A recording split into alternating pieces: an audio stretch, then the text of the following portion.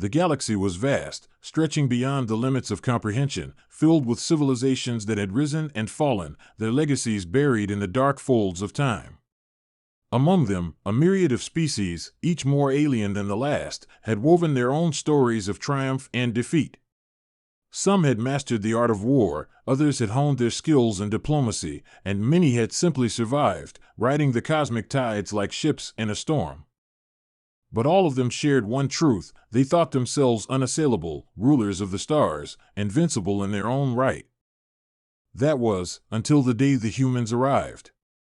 The first whispers of humanity's presence in the galaxy were quiet, just another minor race on the fringe of known space.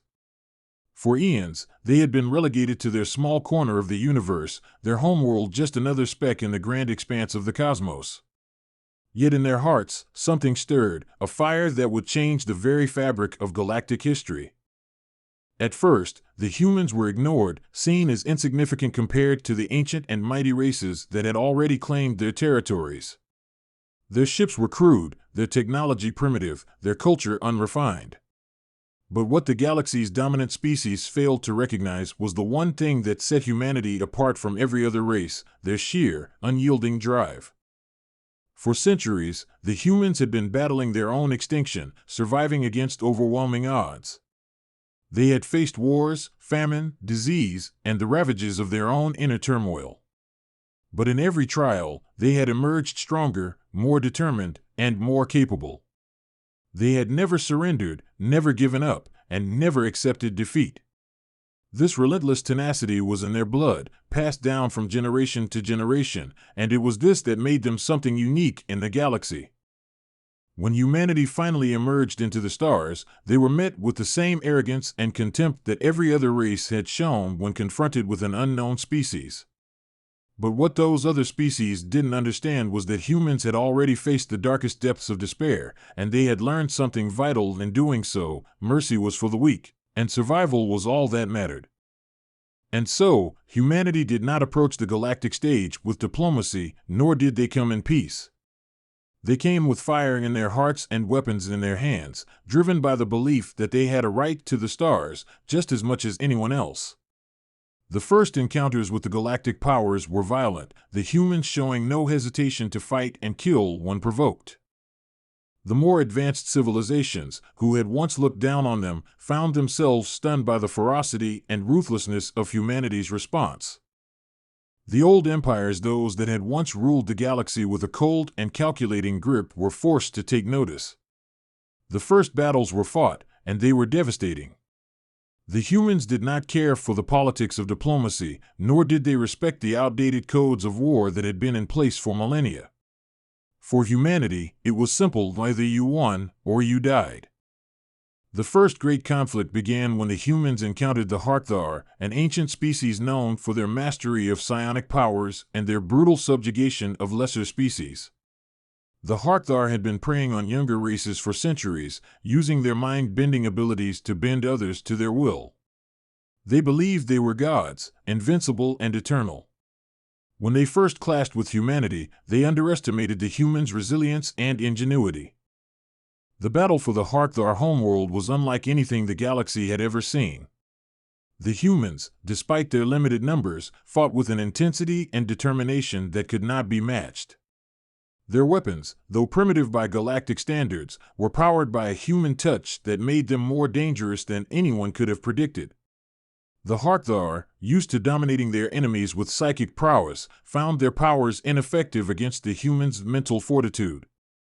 The human will was like a shield, impervious to the mind games the Harkthar had used for millennia to maintain their control.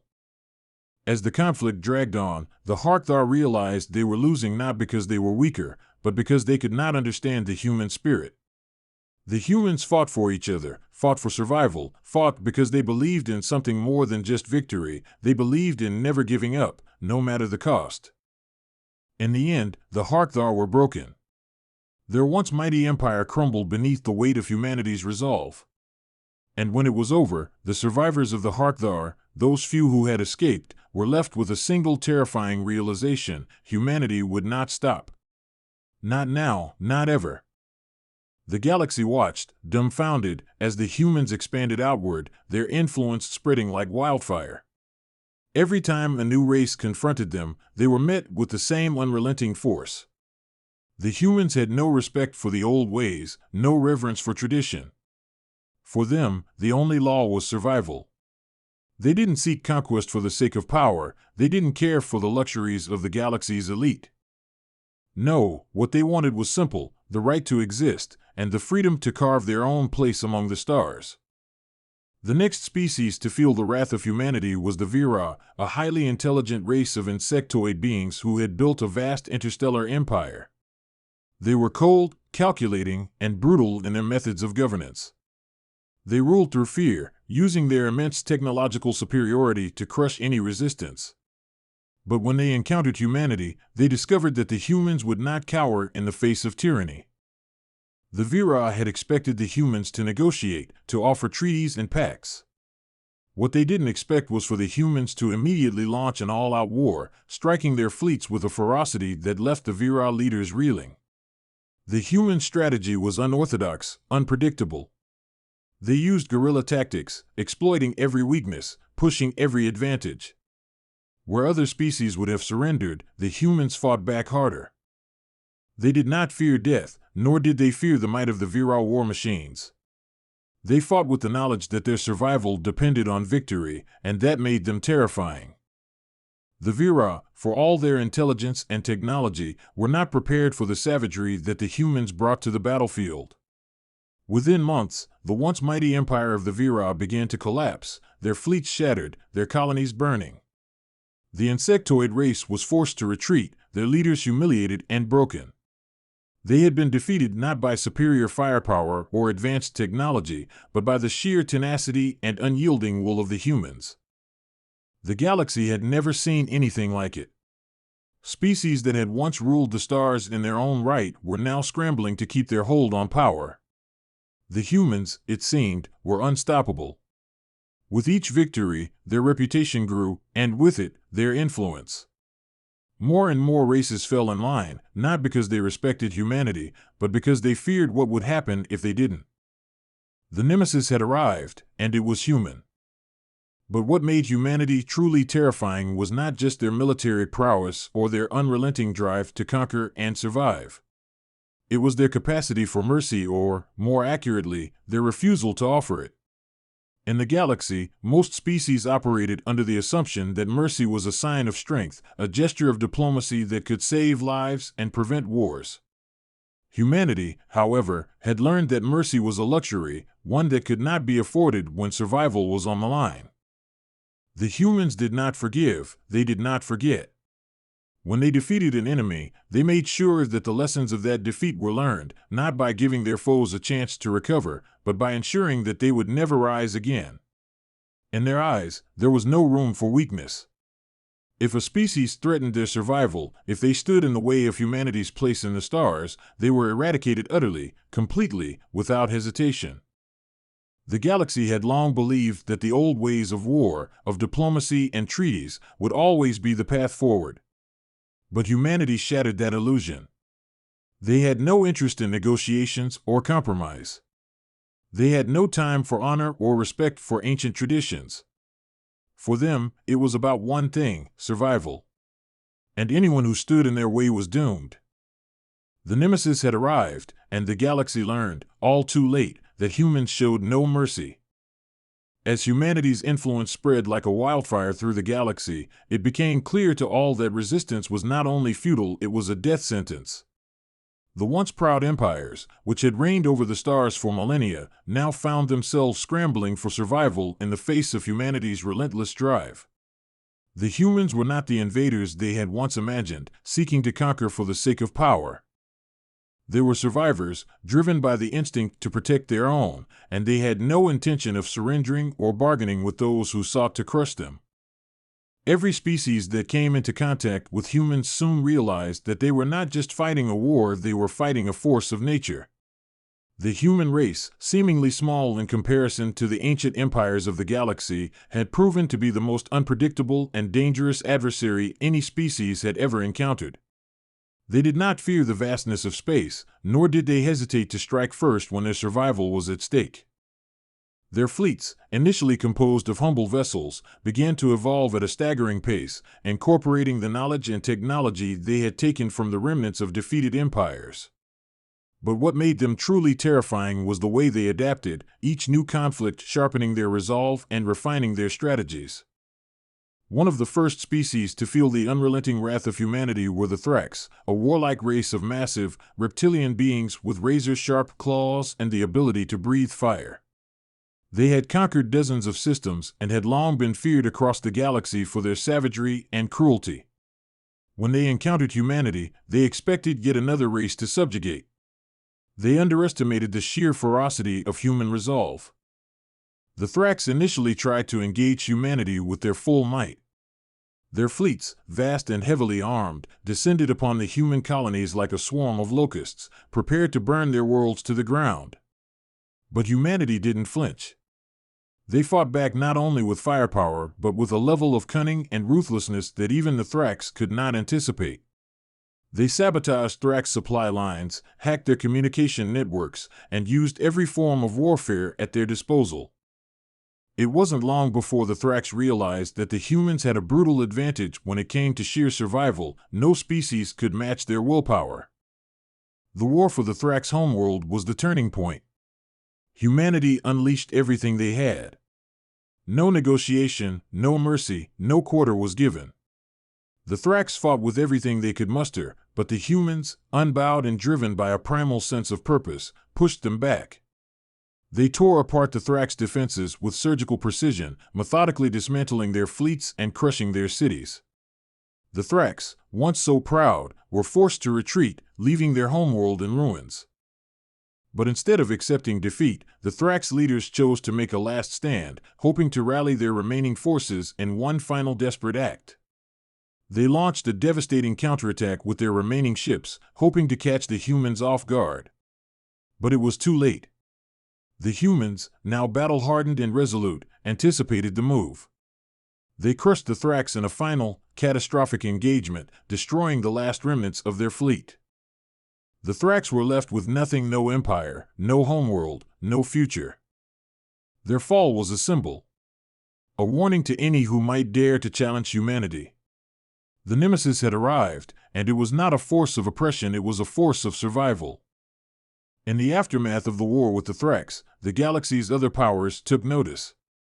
They had been observing the human rise from afar, debating how to handle this new, unpredictable player on the galactic stage.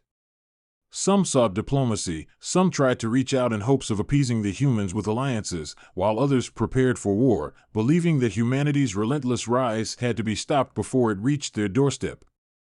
But the humans were not interested in alliances, nor were they concerned with the politics of the older civilizations.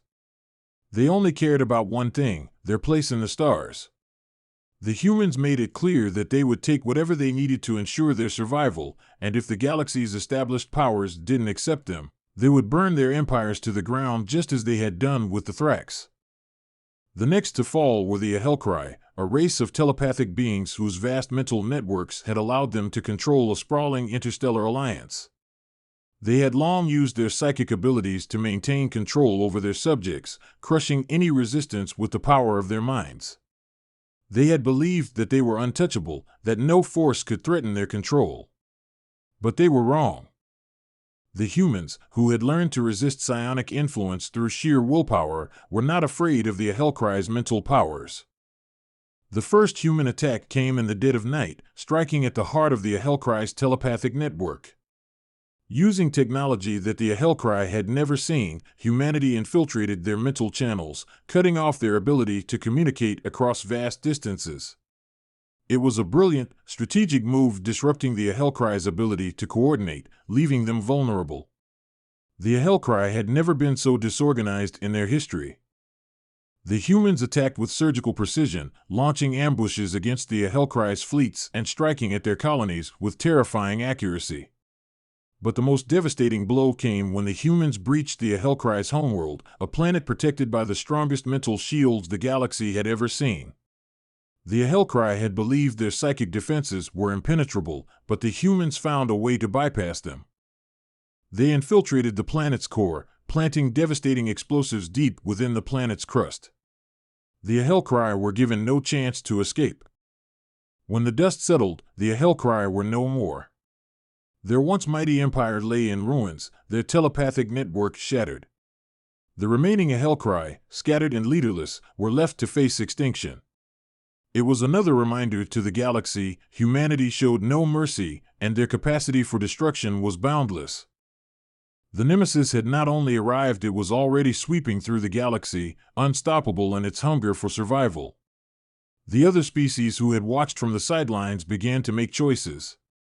Some attempted to resist, some chose to bow to humanity's demands, and others simply vanished, erased by the overwhelming power of the human war machine. Yet, even as the galaxy trembled, there were those who secretly admired the humans, even if they would never openly admit it.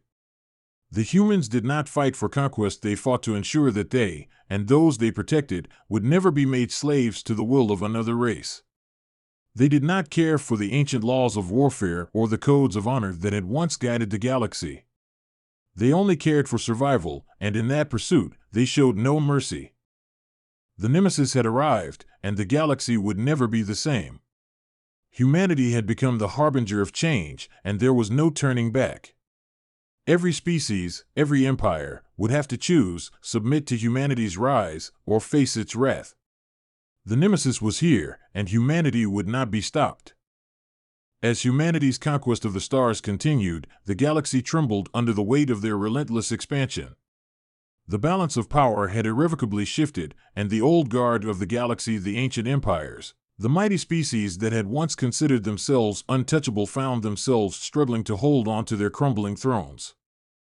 The humans had proven themselves as a force like no other, unyielding in their pursuit of survival, and now their enemies knew that they were not merely fighting to protect their territories, they were fighting against an unstoppable tide that swept across the cosmos. In the wake of humanity's victories, those who had been defeated began to rethink their strategies. The Elotrians, a once great race of technologically advanced and highly intellectual beings, had always prided themselves on their ability to solve problems through science, diplomacy, and negotiation. For millennia, they had been the neutral arbiters of galactic disputes, their peaceful methods and vast libraries of knowledge earning them the respect of countless species. But the Elotrians, for all their wisdom, could not understand the driving force of humanity: their unyielding, brutal resolve to survive, to conquer, and to never surrender. The Elotrians had made the mistake of underestimating humanity's hunger for power, assuming that the humans, like other younger races, would eventually turn to diplomacy once they were given a chance. They invited humanity to peace talks, offering them a place at the table, believing that their knowledge and influence would be enough to subdue this newcomer. But as they sat down with the human delegates, they quickly realized their error. The humans were not interested in diplomacy. They didn't want to negotiate or form alliances. They didn't care about the high-minded ideals of peaceful coexistence that the Elotrians cherished. No, the humans had come with a single, undeniable truth in their hearts: they would not allow themselves to be ruled or subjugated by anyone. The Elotrians' peaceful proposals were met with silence, and when they dared to press for terms of cooperation, the humans made their position clear: they would take what they wanted, when they wanted, and if the Elotrians resisted, they would destroy them. The Elotrians, in their arrogance, tried to challenge humanity with a massive fleet. They believed that their advanced technology and superior intellect would give them an edge. But they were wrong. The humans, with their unorthodox tactics and unwavering will, overwhelmed the Elotrian forces. The human ships, though not as sophisticated as the Elotrians in terms of raw technology, were far more adaptable, more resilient, and far more ruthless. The humans hit where it hurt the most, attacking the heart of the Elotrian fleet, disabling their command ships with lightning speed and precision. The humans knew that a protracted war was never their goal. They didn't need to engage in a drawn-out conflict with the Elotrians. They just needed to make a statement. The message was clear: humanity was not here to be an equal partner, nor were they interested in becoming a part of anyone else's empire. The Elotrians quickly realized that they had no choice but to surrender. The Nemesis was upon them, and they could not escape its wrath. But the defeat of the Elotrians was not the end of humanity's march across the galaxy. No, it only marked the beginning of a new phase of their campaign, one that would be even more terrifying. As humanity's power grew, they attracted the attention of even older and more powerful races that had once considered themselves the true rulers of the cosmos. The Zornar, an ancient species of energy-based beings who had existed for eons, watching over the galaxy from their ethereal citadels, saw humanity's rise as an existential threat. They had shaped the very fabric of the universe with their unfathomable powers, manipulating cosmic forces with a simple thought. The Zornar had long seen themselves as the stewards of the galaxy, keeping the peace among the lesser races and ensuring that no one species could become too powerful. Humanity, with its unyielding survival instinct, was something they had never anticipated. The Zornar had never faced an enemy that was driven by sheer force of will and unrelenting ambition. The Zornar decided that they must act. They believed they could extinguish humanity's flame before it spread further, and they came to the conclusion that the only way to contain the human threat was to destroy them utterly. They gathered their vast fleet of starships made from pure energy, their ships glowing with the intensity of stars themselves, and they set a course for humanity's homeworld, Earth. But what the Zornar did not understand was that humanity was not only prepared for them, they welcomed the challenge. They had faced countless enemies, each one more powerful than the last, and each time, they had come out victorious. They did not fear the Zornar or their immense power. In fact, they saw the Zornar as just another obstacle in their path, another galaxy-dominating force that needed to be overcome. As the Zornar fleet approached Earth, they launched their first strike, unleashing devastating waves of energy beams designed to obliterate entire planets. The humans did not flinch. Instead, they struck back with all the might they could muster. Their weapons, once considered primitive by galactic standards, now held a level of sophistication that even the Zornar had not anticipated. Humanity had learned, adapted, and evolved through every conflict, and they were no longer the same species that had once been dismissed as weak and insignificant. The battle for Earth was a cataclysmic confrontation, one that shook the fabric of the galaxy itself. The Zornar unleashed their might, bombarding Earth with waves of energy that could shatter entire worlds. But the humans fought back with the fury of a species that would never again bow to anyone. They used every weapon, every piece of technology they had scavenged and perfected from their defeated enemies. They even employed unconventional tactics, drawing on their knowledge of warfare and survival in ways that no one had ever thought possible. In the end, the Zornar were defeated. Their fleet was broken, and their energy-based ships, though nearly invulnerable in terms of raw power, were rendered useless against humanity's relentless will and tactical brilliance. The Zornar were forced to retreat, their once imposing empire shattered. But their defeat was not just a victory for humanity, it was a warning to the entire galaxy. The Nemesis had arrived, and humanity had proven that nothing, no matter how ancient or powerful, could stand against them. With the Zornar's defeat, the galaxy now realized the full scope of humanity's potential. The Nemesis had swept across the stars, and its arrival had forever changed the galactic order. The once dominant empires, now shattered or scrambling to survive, could no longer pretend to control the galaxy. Humanity, the race that had once been a footnote in the galaxy's history, had risen to the top. And they had done so without mercy, without hesitation, and without apology. The galaxy would never be the same again. The Nemesis had arrived, and humanity had proven, once and for all, that they were not a species to be ignored. They were not conquerors, nor were they invaders. They were survivors, and nothing, no empire, no power, no being could ever stand in their way. The galaxy, reeling from the collapse of the Zornar and the violent ascension of humanity, found itself in a state of uncertainty. The once glorious empires of the cosmos, which had ruled for eons, now stood at the brink of their own annihilation. For millennia, they had shaped the stars with their power and knowledge, yet now they found themselves in the shadow of humanity's relentless march. The Nemesis had arrived, and the cosmos trembled beneath the weight of human ambition. But the humans, while victorious, were not content to rest on their laurels. They had known the cost of survival, had learned the bitter lesson that no one could be trusted in this vast, dangerous universe. It was not enough for humanity to simply conquer or destroy. They needed to ensure their place among the stars, to carve out an empire that could never again be challenged. They knew they would face more trials ahead, but their victory over the Zornar was a statement that would not be forgotten. As humanity expanded deeper into the galaxy, they encountered new species, some of which were even more formidable than those they had already vanquished. The Lidhar, an ancient race of biomechanical beings, had long lived in the far reaches of the galaxy. They were cold, calculating, and obsessed with perfection. Their culture had evolved over millennia to blend organic life with machine, creating beings of incredible strength and intelligence. They viewed themselves as the apex of evolution and saw all other species as inferior, existing only to serve their will. The Lidhar had seen humanity's rise with disdain, convinced that the humans were a temporary anomaly, a fleeting force that would be crushed beneath their superior intellect and technological might.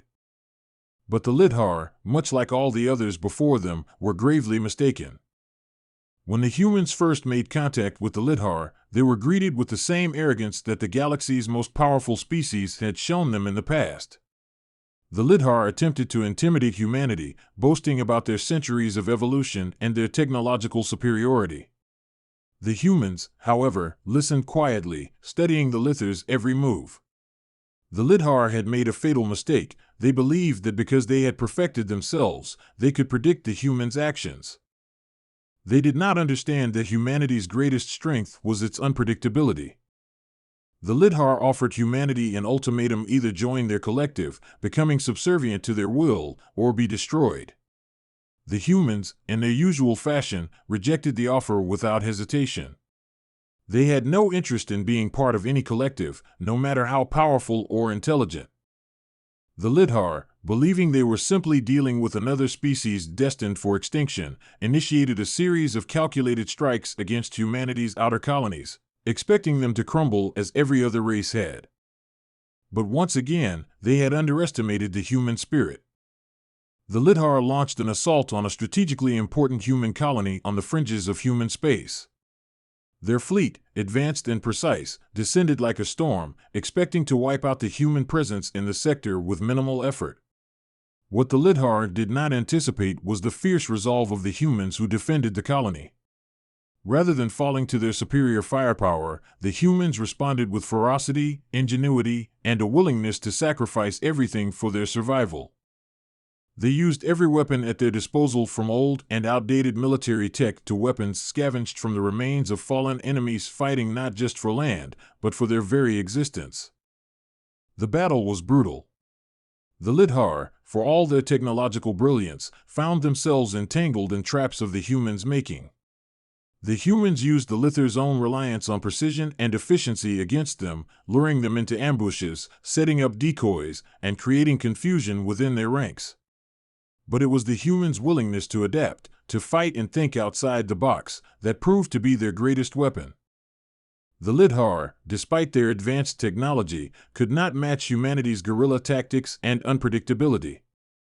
In the final confrontation, as the Lidhar forces began to buckle, the humans launched a devastating counterattack, using their own fleet in a way that no one could have anticipated. The Lithar's high-tech warships were not designed to counter the sheer tenacity and creativity of human tactics, and the battle became a chaotic and one-sided slaughter.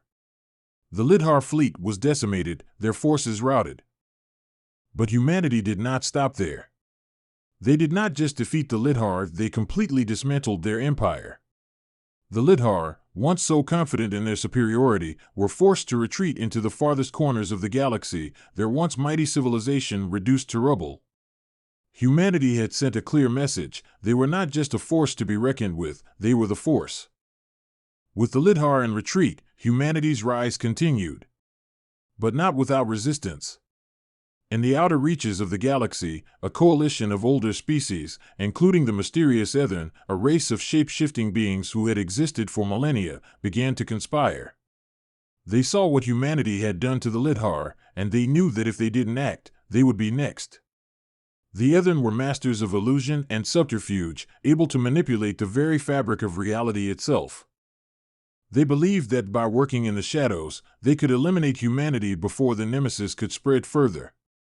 The Ethan gathered an alliance of the galaxy's remaining powers, those who had not yet been broken by humanity's unstoppable rise, and began to plot in secret.